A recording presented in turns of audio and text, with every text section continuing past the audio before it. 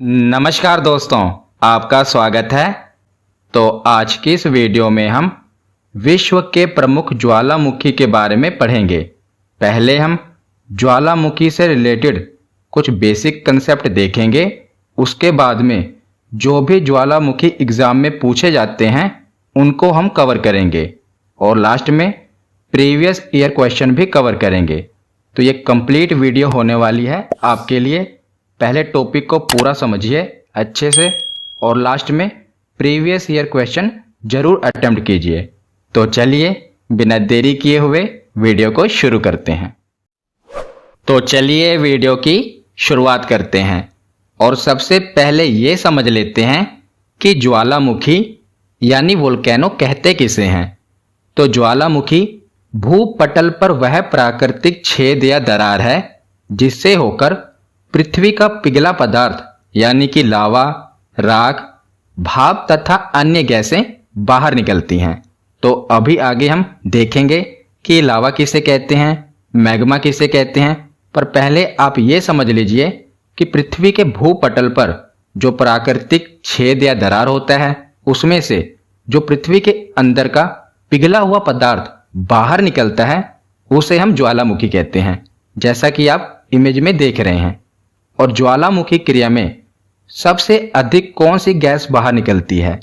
तो ज्वालामुखी क्रिया में सबसे अधिक जल वाष्प गैस बाहर निकलती है। यह एग्जाम में पूछा गया है, याद रखिएगा कि ज्वालामुखी क्रिया में कौन सी गैस सबसे ज्यादा बाहर निकलती है? जल वाष्प सबसे ज्यादा बाहर निकलते हैं। ज्वालामुखी में देखा जाए तो जल वाष्प की मात्रा 60 से लेकर 90% तक होती है। कितनी? 60 से लेकर 90%। इससे हम कह सकते हैं कि ज्वालामुखी में जल वाष्प की मात्रा सबसे अधिक होती है। और इसके अलावा भी carbon dioxide, sulphur dioxide, hydrogen तथा नाइट्रोजन जैसी गैसें भी अन्य गैसें इससे बाहर निकलती हैं। पर सबसे ज़्यादा देखा जाए तो जल वाष्प गैस इससे बाहर निकलती है और ये एग्जाम में कई बार पूछा गया है, याद रखिएगा। अब हम आगे देखते हैं। तो आगे अब हम ज्वालामुखी से रिलेटेड कुछ चीज़ें पूछ ली जाती हैं। पहले इनके बारे में समझ लेते हैं, जैसे कि क्रेटर क्या है, लावा क्या है। पहले हम इनके बारे में पढ़ लेते हैं। तो क्रेटर क्या होता है? तो ज्वालामुखी के कप के आकार के मुख को क्रेटर कहते हैं। तो आप ये जो देख रहे हैं यह है ज्वालामुखी। तो इसके ऊपर जो ये छिद्र है ना कप के आकार का, जहां से लावा बाहर निकल रहा है, इसी को हम क्रेटर कहते हैं।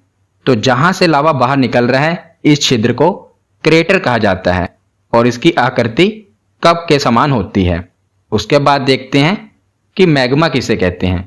पहले हम पढ़ लेते हैं, फिर मैं आपको समझा दूंगा। तो मैग्मा चट्टानों का पिघला हुआ रूप है जिसकी रचना ठोस, आधी पिघली अथवा पूरी तरह से पिघली चट्टानों के द्वारा होती है और जो पृथ्वी के सतह के नीचे निर्मित होता है। याद रखिएगा, यह पृथ्वी के सतह के नीचे निर्मित होता है। तो मैं अब आपको आसान भाषा में समझाता हूं कि मैग्मा क्या होता है। तो देखिए, एक होता है मैग्मा और एक होता है लावा। तो ये एक ही चीज है।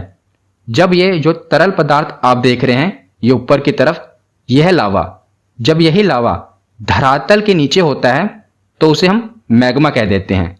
और जब यही मैग्मा धरातल से ऊपर बाहर की ओर आता है तो जो आप ये तरल पदार्थ देख रहे हैं फिर इसे हम लावा कह देते हैं। तो ये एक ही चीज है। जब धरातल के नीचे होती है तो हम मैग्मा कह देते हैं और यही मैग्मा जब छिद्र से बाहर की ओर निकल जाता है तो उसे हम लावा कह देते हैं। तो याद रखिएगा, लावा क्या है? मैग्मा के बाहर निकलने वाले रूप को ही लावा कहा जाता है। अब हम देखते हैं कि सिंडर किसे कहा जाता है। तो बाहर हवा में उड़ा हुआ लावा शीघ्र ही ठंडा होकर छोटे ठोस टुकड़ों में बदल जाता है, जैसा कि आप देख रहे हैं। तो इसी को हम सिंडर कह देते हैं। तो जब ये लावा बाहर की ओर आता है तो ठंडा होकर ठोस अवस्था में बदल जाता है और उसी को हम सिंडर कह देते हैं। तो आशा करता हूं आप क्रेटर, मैग्मा, लावा और सिंडर के बारे में समझ गए होंगे। ये एग्जाम में पूछा जाता है, सीधा ही क्वेश्चन दिया होगा और ऑप्शन दिए होंगे, आपको आना चाहिए। तो मैग्मा और लावा एक ही चीज है। जब ये धरातल के नीचे होता है ये तरल पदार्थ, तो इसे मैग्मा कहते हैं। जब ये बाहर की ओर आता है तो लावा कहते हैं। अब हम आगे देखते हैं। तो आगे अब हम ज्वालामुखी के प्रकार देख लेते हैं। तो ज्वालामुखी को उनकी अवधि के अनुसार 3 प्रकार में बांटा गया है। पहला है सक्रिय ज्वालामुखी, जिसे इंग्लिश में कहते हैं एक्टिव वोल्केनो। दूसरा है प्रसुप्त ज्वालामुखी, जिसे इंग्लिश में कहते हैं डोरमेंट वोल्केनो। और तीसरा है शांत ज्वालामुखी, जिसे इंग्लिश में कहते हैं एक्सटिंक्ट वोल्केनो। तो 3 प्रकार के ज्वालामुखी होते हैं। पहले देखते हैं सक्रिय ज्वालामुखी।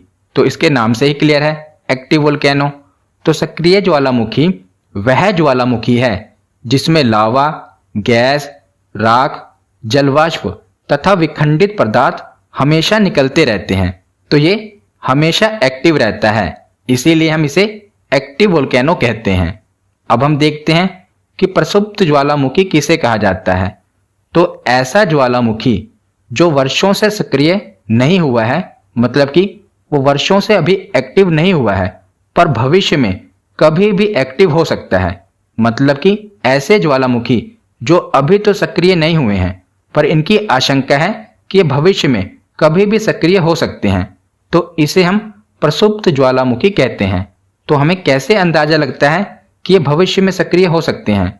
क्योंकि बीच बीच में क्या होता है, इसमें से गैसें निकलने लगती हैं और आसपास के क्षेत्र में कंपन महसूस होता रहता है, जिसका मतलब ये है कि ये बताना चाहता है कि अभी भले ही मैं शांत हूं, पर भविष्य में कभी भी सक्रिय हो सकता हूं। तो इसीलिए इसे प्रसुप्त ज्वालामुखी कहते हैं, क्योंकि ये भले अभी शांत है, पर भविष्य में कभी भी सक्रिय हो सकता है। अब तीसरा ज्वालामुखी देखते हैं। तो इसे कहते हैं शांत ज्वालामुखी, यानी कि एक्सटिंक्ट वोल्केनो। तो इसके तो नाम से ही क्लियर है। तो ऐसे ज्वालामुखी जो कई वर्षों से एक्टिव नहीं हुए हैं और जिनकी भविष्य में भी सक्रिय होने की संभावना नहीं है, उन्हें शांत ज्वालामुखी कहेंगे।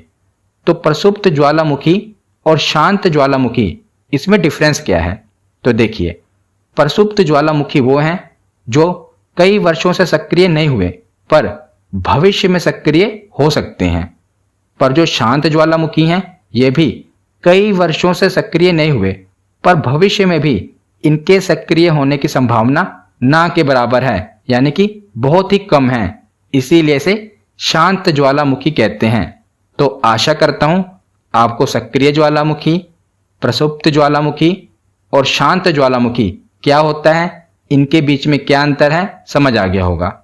अब हम आगे देखते हैं। तो आगे आप जो ये मैप में रेड लाइन देख रहे हैं, घोड़े के नाल की आकृति के समान, इसे अग्निवलय कहते हैं। इंग्लिश में fire ring of the Pacific कहा जाता है। तो इसे अग्निवलय क्यों कहा जाता है? क्योंकि कुल सक्रिय ज्वालामुखी यानी कि एक्टिव वोल्केनो का अधिकांश प्रशांत महासागर के तटीय भाग में पाया जाता है। यानी कि सबसे अधिक सक्रिय ज्वालामुखी अमेरिका एवं एशिया महाद्वीप के तटों पर स्थित है। तो ये प्रशांत महासागर है और इस तरफ अमेरिका महाद्वीप है और इस तरफ एशिया महाद्वीप है। तो इसी के जो ये आप देख रहे हैं, ये जो पूरी लाइन है, यहाँ पर बहुत से सक्रिय ज्वालामुखी हैं, इसीलिए इसे अग्निवलय का नाम दिया गया है, जिसे इंग्लिश में कहा जाता है fire ring of the Pacific. तो एग्जाम में आपसे पूछा जाएगा कि fire ring of the Pacific यानी कि अग्निवलय किस महासागर में स्थित है? तो ये कौन से महासागर में स्थित है? प्रशांत महासागर में स्थित है। और अगर आपसे पूछा जाए कि किन महाद्वीपों के तट पर स्थित है, तो कौन से महाद्वीपों के तट पर स्थित है? एशिया महाद्वीप और अमेरिका महाद्वीप। याद रखिएगा, ये अमेरिका और एशिया महाद्वीप के तट पर स्थित है और प्रशांत महासागर में स्थित है। ज्यादातर एग्जाम में महासागर पूछा जाता है, तो कौन सा महासागर है? प्रशांत महासागर। तो आगे अब हम एक एक करके विश्व के प्रमुख ज्वालामुखी के बारे में पढ़ना शुरू करते हैं। तो वैसे देखा जाए तो बहुत से ज्वालामुखी हैं, पर जो एग्जाम के लिए इंपॉर्टेंट हैं उन्हीं के बारे में हम पढ़ेंगे, और जो अभी करंट में न्यूज में रहे हैं उनके बारे में भी हम साथ ही में पढ़ लेंगे। तो शुरुआत हम करते हैं कि विश्व का सबसे अधिक सक्रिय ज्वालामुखी कौन सा है? तो विश्व का सबसे एक्टिव वोल्केनो कौन सा है? तो इसका नाम है किलायू। याद रखिएगा, इसे किलामू भी कहते हैं। ये यूएसए के हवाई द्वीप पर स्थित है। तो यूएसए का अधिकार क्षेत्र है हवाई द्वीप पर। यह आप जो देख रहे हैं मैप में, यह है हवाई द्वीप जो कि यूएसए के पश्चिम में स्थित है। तो यहीं पर है किलायू ज्वालामुखी, याद रखिएगा। और यह विश्व का सबसे अधिक सक्रिय ज्वालामुखी है। यह कई बार एग्जाम में पूछा गया है। तो आगे अब हम अमेरिका से रिलेटेड जो भी ज्वालामुखी हैं एग्जाम में पूछे जाते हैं उनके बारे में पढ़ते हैं। तो एक तो हमने पढ़ लिया, इसका नाम है किलायू ज्वालामुखी। यह हवाई द्वीप पर स्थित है। और दूसरा ज्वालामुखी है मोनोलोवा। यह भी अमेरिका के हवाई द्वीप पर ही स्थित है। तो अमेरिका के हवाई द्वीप पर दो ज्वालामुखी हमें याद रखने हैं, एक है किलायू और दूसरा है मोनोलोवा। तो ये हवाई द्वीप पर स्थित है। और तीसरा जो कि अमेरिका में ही है और यह भी एग्जाम में पूछा जाता है, इसका नाम क्या है? Saint Helens. तो तीन ज्वालामुखी हो गए, किलायू, मोनोलोवा और सेंट हेलेंस। तो किलायू तो आपको याद ही रखना है क्योंकि यह विश्व का सबसे अधिक सक्रिय ज्वालामुखी है। अब हम देखते हैं कि मोनोलोवा और सेंट हेलेंस ये भी इंपॉर्टेंट है, इन्हें कैसे याद रखेंगे? तो देखिए, अमेरिका को आप रिलेट करेंगे अमीर से। अमेरिका अमीर रिलेट हो रहा है ना, और वैसे भी देखा जाए तो अमेरिका एक अमीर देश है। तो अमेरिका को रिलेट करेंगे अमीर से। और मोनोलोवा में क्या है? मोनो। तो मोनो को रिलेट करेंगे मनी। और सेंट हेलेंस में क्या है? सेंट। तो सेंट को हम परफ्यूम वाले सेंट से रिलेट करेंगे। तो जो अमीर लोग होते हैं उनके पास मनी तो होगी ही, जाहिर सी बात है कि अगर वो अमीर हैं तो उनके पास मनी होगी। तो अमीर से हमने किसे रिलेट किया था? अमेरिका से। उनके पास क्या होगी? मनी। मनी यानी मोनो। और अगर वो अमीर हैं तो सेंट वगैरह का इस्तेमाल भी करेंगे। तो ये एक कहानी सी आप अपने आप बना लीजिए कि अमीर लोग हैं तो उनके पास मनी तो होगी ही, अगर मनी है तो सेंट वगैरह भी वो लगाते ही होंगे अमीर हैं तो ये तीनों ही चीज आप आपस में इसी प्रकार कहानी से बनाकर रिलेट कर सकते हैं, जिससे आपको ये कभी भूलेगा नहीं। तो आप इस ट्रिक से भी इसे याद कर सकते हैं, और वैसे भी अगर आपको याद है तो और अच्छा है। तो तीन ज्वालामुखी हो गए, किलायू, मोनोलोवा और सेंट हेलेंस। ये तीनों ही संयुक्त राज्य अमेरिका में हैं। अब हम आगे देखते हैं। तो अमेरिका के बाद आगे हम आते हैं इटली पर। तो इटली में भी आपको तीन ही ज्वालामुखी याद रखने हैं। पहला कौन सा है? विसुवियस ज्वालामुखी। और यह एक प्रसुप्त ज्वालामुखी है, यानी कि अभी तो यह सक्रिय नहीं है पर भविष्य में कभी भी सक्रिय हो सकता है। तो यह है विसुवियस ज्वालामुखी। दूसरा कौन सा है? Mount Etna. यह बहुत ही ज्यादा इंपॉर्टेंट है, मोस्ट इंपॉर्टेंट। एसएससी के एग्जाम में तो कई बार पूछा गया है कि माउंट एटना ज्वालामुखी किस देश में स्थित है? तो ये इटली में स्थित है, याद रखिएगा। और ये एक सक्रिय ज्वालामुखी है, तो बहुत ही ज्यादा इंपॉर्टेंट है और इसे याद रखना भी बहुत ही ज्यादा आसान है। तो मैं आपको एक ट्रिक बताऊंगा जिससे आप इसे कभी नहीं भूलोगे। तो इसकी ट्रिक क्या है? तो इंग्लिश में हम वर्ब पढ़ते थे ना, तो वर्ब की तीन फॉर्म्स हम पढ़ते थे, जिसमें से ईट की सेकंड फॉर्म क्या होती थी? तो ईट की तीन फॉर्म होती थी। पहली क्या होती थी? ईट, एट, ईटन। पढ़ा है ना आपने भी, ईट, एट, ईटन। तो देखिए इटली में क्या है? ईट। इसे हम रिलेट करेंगे ईट। और एटना में क्या है? एट, यानी कि एट। तो ईट, एट। दूसरी वर्ब क्या हो गई? ईट की, एट। तो इसी से आप रिलेट करके याद रख पाएंगे। ईट, एट, ईटन होता है ना, तो इटली में है ईट और एटना में है एट। तो इसी से रिलेट करके आपको हमेशा ये याद रहेगा। जब देखिए आप क्वेश्चन लगाएंगे ना तो आपको कभी नहीं भूलेगा, और ये बहुत ही ज्यादा इंपॉर्टेंट है, एसएससी में कई बार पूछा गया है। तो माउंट एटना ज्वालामुखी कहां पर है? इटली में है। अब तीसरा ज्वालामुखी देखते हैं, तो इसका नाम है स्ट्राम्बोली ज्वालामुखी। यह भी बहुत ज्यादा इंपॉर्टेंट है और यह भी एक सक्रिय ज्वालामुखी है। स्ट्राम्बोली एक सक्रिय ज्वालामुखी है और इटली के सिसिली के उत्तर में लिपारी द्वीप पर यह स्थित है, और इसे भूमध्य सागर का प्रकाश स्तंभ भी कहते हैं। किसे? स्ट्राम्बोली को। तो एग्जाम में यह पूछा जाता है कि भूमध्य सागर का प्रकाश स्तंभ किसे कहते हैं? तो स्ट्रोम्बोली ज्वालामुखी को कहा जाता है। तो इसे प्रकाश स्तंभ क्यों कहा जाता है? क्योंकि एक सक्रिय ज्वालामुखी है और लगातार इसमें विस्फोट होते रहते हैं और यह भूमध्य सागर में स्थित है। तो रात में अगर हम देखेंगे ऊपर से तो लगातार इसमें विस्फोट होने के कारण पूरा जो अगल बगल का एरिया है, मतलब कि पूरा भूमध्य सागर ज्यादातर एरिया प्रकाशित रहता है, क्योंकि लगातार इसमें विस्फोट हो रहा है और लगातार इसमें से तेज प्रकाश निकल रहा है, जिस कारण देखने से ऐसा लगता है एक लाइट हाउस की तरह। इसीलिए इसे क्या कहा जाता है? भूमध्य सागर का प्रकाश स्तंभ कहा जाता है। और याद रखिएगा, एग्जाम में यह पूछा जाता है कि स्ट्रोम्बोली ज्वालामुखी कहां पर स्थित है? तो ज्यादातर ऑप्शन में भूमध्य सागर दिया होता है। वैसे तो इटली के द्वीप पर स्थित है, पर है कहां पर? भूमध्य सागर में है। जो ये आप मैप में देख रहे हैं यही है भूमध्य सागर और यहीं पर स्ट्रोम्बोली ज्वालामुखी स्थित है। अब हम आगे देखते हैं। तो इटली के बाद है इंडोनेशिया। इंडोनेशिया में आपको 2 ज्वालामुखी याद रखने हैं और यही 2 एग्जाम में पूछे जाते हैं। पहला है क्राकाटोआ ज्वालामुखी और दूसरा है माउंट मेरापी ज्वालामुखी। तो ये दोनों ही ज्वालामुखी इंडोनेशिया में स्थित हैं। कौन कौन से? क्राकाटोआ और माउंट मेरापी ज्वालामुखी। तो आगे ये तीनों ही ज्वालामुखी बहुत बार एग्जाम में पूछे जाते हैं।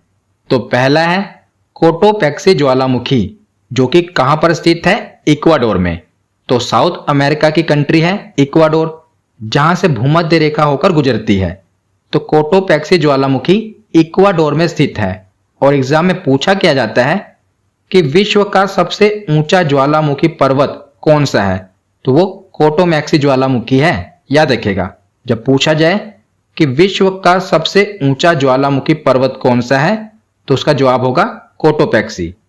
दूसरा ज्वालामुखी है, इसका नाम है ओजोस डेल सलाडो और यह अर्जेंटीना और चिली के बॉर्डर पर स्थित है। याद रखिएगा, ये दोनों के बॉर्डर पर स्थित है। इसका नाम क्या है? ओजोस डेल सलाडो और यह विश्व का सबसे ऊंचाई पर स्थित सक्रिय ज्वालामुखी है। ऊपर हमने पढ़ा कि वह विश्व का सबसे ऊंचा ज्वालामुखी पर्वत है और नीचे है कि यह विश्व का सबसे ऊंचाई पर स्थित सक्रिय ज्वालामुखी है, यानी कि एक्टिव वोल्केनो है। इसका नाम क्या है? ओजोस डेल सलाडो और यह अर्जेंटीना और चिली के बॉर्डर पर स्थित है। याद रखिएगा। तीसरा ज्वालामुखी है एकांकागुआ ज्वालामुखी और यह एंडीज पर्वतमाला पर स्थित है। शुरुआत दोनों की ए से हो रही है। एकांकागुआ ज्वालामुखी एंडीज पर्वतमाला पर स्थित है और यह विश्व का सबसे ऊंचाई पर स्थित शांत ज्वालामुखी है। कौन सा? शांत ज्वालामुखी। तो तीनों हमने पढ़ लिए। सबसे ऊंचा कौन सा है? कोटोपैक्सी। सबसे ऊंचाई पर स्थित एक्टिव वोल्केनो कौन सा है? तो है ओजोस डेल सलाडो। और तीसरा सबसे ऊंचाई पर स्थित शांत ज्वालामुखी कौन सा है? तो वो है एकांकागुआ ज्वालामुखी। तो वैसे भी जब हमें शांति चाहिए होती है तो हम एकांत में बैठते हैं, यानी कि अकेले में बैठते हैं। तो एकांत को आप रिलेट कर सकते हैं एकांकागुआ से। एकांक, एकांक, एकांत। तो जब हमें शांति चाहिए होती है तो हम एकांत में बैठते हैं। तो एकांकागुआ ज्वालामुखी कहां पर है? एंडीज पर्वतमाला पर स्थित है। तो आगे अब हम जो अन्य ज्वालामुखी हैं उनके बारे में पढ़ते हैं। तो पहला है देवबंद ज्वालामुखी, जिसे देवबंद ज्वालामुखी भी कहते हैं और ये कहां पर स्थित है? तो ये ईरान में स्थित है, देवबंद ज्वालामुखी। अगला ज्वालामुखी है पोपा ज्वालामुखी। ये बहुत ही ज्यादा इंपॉर्टेंट है। तो पोपा ज्वालामुखी कहां पर स्थित है? म्यांमार में। तो ये इंपॉर्टेंट है। तो देखिए इसे कैसे याद रखेंगे। तो म्यांमार के पीछे क्या है? मार, और पोपा को आप रिलेट करेंगे पापा से। पोपा, पापा, और म्यांमार के पीछे क्या है? मार। तो अक्सर हमें पापा से मार पड़ती रहती थी, तो इससे आपको ये याद रहेगा कि अक्सर हमें पापा से मार पड़ती रहती थी ना। तो पोपा में क्या है? पापा, और म्यांमार के पीछे क्या है? मार। ये इंपॉर्टेंट है, इससे आपको याद रहेगा। तो अगला ज्वालामुखी है किलिमंजारो ज्वालामुखी। तो ये कहां पर स्थित है? तंजानिया में। और आपको पता ही होगा कि जो किलिमंजारो है ये अफ्रीका महाद्वीप की सबसे ऊंची पर्वत चोटी है। इसी का नाम है किलिमंजारो। तो यहीं पर ज्वालामुखी है जो कि तंजानिया में स्थित है और कई बार एग्जाम में पूछा गया है, याद रखिएगा। तो अगला ज्वालामुखी है माउंट एरबुस और यह अंटार्कटिका महाद्वीप पर स्थित है। नाम क्या है? माउंट एरबुस। और यह भी इंपॉर्टेंट है क्योंकि यह अंटार्कटिका महाद्वीप का अकेला सक्रिय ज्वालामुखी है। क्या नाम है? माउंट एरबुस। इसके बाद हम देखते हैं तो आपको दो ज्वालामुखी याद रखने हैं जो कि जापान में है। पहला है फ्यूजीयामा ज्वालामुखी। क्या नाम है? फ्यूजीयामा ज्वालामुखी। और इसके पीछे क्या है? यामा। और आपको पता है कि एक यामाहा मोटरसाइकिल भी है, वो भी जापान की है, तो उसी से आप रिलेट कर लेना। आपने देखा होगा ना, यामाहा मोटरसाइकिल वो जापान की है और इसके नाम में क्या है ज्वालामुखी के? फ्यूजीयामा। तो ये भी जापान में है। उसके बाद अगला ज्वालामुखी है माउंट एसो। तो ये अभी 2 दिन पहले यह ज्वालामुखी सक्रिय हुआ है और जापान में काफी नुकसान हुआ है इस ज्वालामुखी के कारण। तो ये काफी न्यूज में था, इसीलिए इंपॉर्टेंट है। इसका नाम क्या है? माउंट एसो। यह भी करंट में ही सक्रिय हुआ है 2 दिन पहले ही जापान में, तो इसीलिए मैंने इसे कवर कर दिया। यह आपके एग्जाम में पूछा जा सकता है। तो 2 ज्वालामुखी हो गए, फ्यूजीयामा और माउंट एसो। तो यामा तो मैंने आपको ट्रिक से बता दिया और माउंट एसो अभी करंट न्यूज में रहा है, तो आपको याद होना चाहिए। तो उसके बाद हम आते हैं इंडिया में। तो इंडिया में 2 ज्वालामुखी आपको याद रखने हैं। पहला है नारकोंडम ज्वालामुखी और दूसरा है बैरन ज्वालामुखी। तो ये दोनों ही ज्वालामुखी अंडमान निकोबार द्वीप पर स्थित हैं। तो जो नारकोंडम ज्वालामुखी है यह भी अंडमान निकोबार द्वीप पर स्थित है और बैरन ज्वालामुखी भी अंडमान निकोबार द्वीप पर स्थित है। तो बैरन ज्वालामुखी ये बहुत ज्यादा इंपॉर्टेंट है और अभी एनटीपीसी के एग्जाम में तो कई बार पूछा गया था। और इंपॉर्टेंट क्यों है? क्योंकि बैरन ज्वालामुखी भारत का एकमात्र सक्रिय ज्वालामुखी है, इसीलिए एग्जाम में कई बार पूछा गया है, क्योंकि ये हमारे भारत का एकमात्र एक्टिव वोल्केनो है। इसका नाम क्या है? बैरन ज्वालामुखी। तो हमारा थ्योरी सेक्शन यहीं पर कंप्लीट होता है।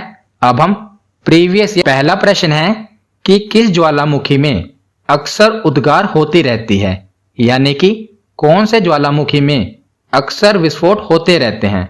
तो उसे हम कहेंगे सक्रिय ज्वालामुखी, यानी कि एक्टिव वोल्केनो। अगला प्रश्न है कि लंबे समय तक शांत रहने के पश्चात विस्फोट होने वाला ज्वालामुखी क्या कहलाता है? तो जो ज्वालामुखी लंबे समय तक शांत था पर अब वह सक्रिय हो गया, तो उसे हम कहेंगे प्रसुप्त ज्वालामुखी। अगला प्रश्न है कि निम्नलिखित में से किसे भूमध्य सागर का लाइट हाउस कहा जाता है? तो बताइए किसे भूमध्य सागर का लाइट हाउस कहा जाता है? तो स्ट्राम्बोली ज्वालामुखी को भूमध्य सागर का लाइट हाउस कहा जाता है। अगला प्रश्न है कि निम्नलिखित में से कौन विश्व का सबसे ऊंचा ज्वालामुखी पर्वत है? तो विश्व का सबसे ऊंचा ज्वालामुखी पर्वत है माउंट कोटोपैक्सी। अगला प्रश्न है कि ज्वालामुखी के कप आकार के मुख को क्या कहा जाता है? तो क्या कहा जाता है? जो ज्वालामुखी के ऊपर छिद्र होता है कप के आकार का, उसे क्या कहा जाता है? तो उसे क्रेटर कहा जाता है। अगला प्रश्न है ज्वालामुखी रिंग ऑफ फायर या घेरा किस महासागर में स्थित है? तो जिसे मैंने आपको बताया था ना, ring fire of the Pacific, यानी कि अग्निवलय। तो बताइए किस महासागर में स्थित है? तो वो प्रशांत महासागर में स्थित है। अगला प्रश्न है कि संसार का सर्वाधिक सक्रिय ज्वालामुखी कौन सा है? तो सबसे पहले हमने इसके बारे में ही पढ़ा। तो संसार का सबसे सक्रिय ज्वालामुखी कौन सा है? किलायु ज्वालामुखी, जो कि अमेरिका के हवाई द्वीप पर स्थित है। अगला प्रश्न है स्ट्राम्बोली तथा एटना ज्वालामुखी किस देश में स्थित है? तो 8 आ रहा है इसमें, बताइए। इटली। इसका सही जवाब होगा इटली। तो इटली में ही ये दोनों ज्वालामुखी स्थित हैं, स्ट्राम्बोली और एटना। अगला प्रश्न है अंटार्कटिका महाद्वीप का एकमात्र सक्रिय ज्वालामुखी कौन सा है? तो इसका नाम क्या है? माउंट एरबुस। ये अंटार्कटिका महाद्वीप का एकमात्र सक्रिय ज्वालामुखी है। अगला प्रश्न है कि निम्नलिखित में से कौन सा युग्म सुमेलित नहीं है, आपको बताना है। तो पहले है एटना ज्वालामुखी, तो ये तो इटली में है, हमने पढ़ा था, सही होगा। आगे है फ्यूजीयामा, ये भी जापान में स्थित है, ये भी सही है। उसके बाद है पोपा, तो ये भी म्यांमार में है, हमने ट्रिक से पढ़ा था। उसके बाद है क्राकाटाओ, तो ये मलेशिया में नहीं है, हमने पढ़ा था ना कि क्राकाटाओ कहां पर है, इंडोनेशिया में है, तो ऑप्शन डी सही होगा। आज का आखिरी प्रश्न है कि किलिमंजारो पर्वत निम्न में से किस महाद्वीप में स्थित है, तो ये अफ्रीका महाद्वीप में स्थित है। मैंने आपको बताया था कि अफ्रीका महाद्वीप की सबसे ऊंची पर्वत चोटी कौन सी है, तो किलिमंजारो। तो आज की ये वीडियो यहीं पर खत्म होती है। कैसी लगी ये वीडियो कमेंट सेक्शन में जरूर बताना। धन्यवाद।